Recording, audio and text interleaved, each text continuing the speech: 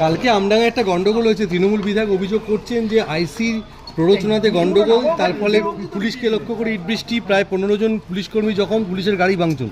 শাসক দলের বিধায়ক পুলিশের বিরুদ্ধে বলছেন। দেখুন, এই সমস্ত বিধায়করাই হচ্ছে উস্কানি দিয়ে হয়েছে, ব্যাটারি লো হয়েছে।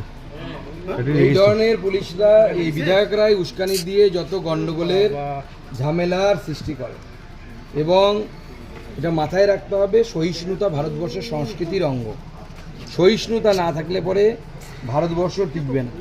সেই জন্য কেউ কিছু বললো, কেউ কিছু সেটা নিয়ে লাফালাফি করার কোনো কারণ নেই। আমি আজকে যেমন উদাহরণস্বরূপ বলেছি, এক সময় এই বাংলাতেই বসে আমাদের সুনীল গঙ্গোপাধ্যায় তিনি কবিতা লিখেছিলেন, তিনি এখন স্বর্গত হয়েছে। তিনি তো রামচন্দ্রকে ক্রিটিসিজম করে, রামচন্দ্র তাদের চরিত্র নিয়ে অনেক কিছু লিখেছিলেন, মা সরস্বতী নিয়ে অনেক কিছু লিখেছিলেন। কই হিন্দুরা তো তার বাড়িঘর ভাঙতে যায়নি, বা রাস্তাঘাটে নেমে বোম ফাটায়নি, আগুন জ্বালায়নি। সহিষ্ণু বলেই 5000 বছরের বেশি সময় ধরে হিন্দু ধর্ম সংস্কৃতি টিকে আছে। সেজন্য সহিষ্ণুতা হচ্ছে ধর্মের অবশ্যই integral part of the religion. যদি কোনো ধর্মকে হাজার হাজার বছর টিকে থাকতে হয়, তাকে সহিষ্ণু হতে হবে। জঙ্গিপুরের ছায়া আমডাঙ্গাতে দেখা গেল যে শাসক দলের বিধায়ক জঙ্গিপুরের যে মানসিকতা, সেই মানসিকতাই এখানে একই মানসিকতা আছে। সেই মানসিকতাই জম্মু কাশ্মীরে।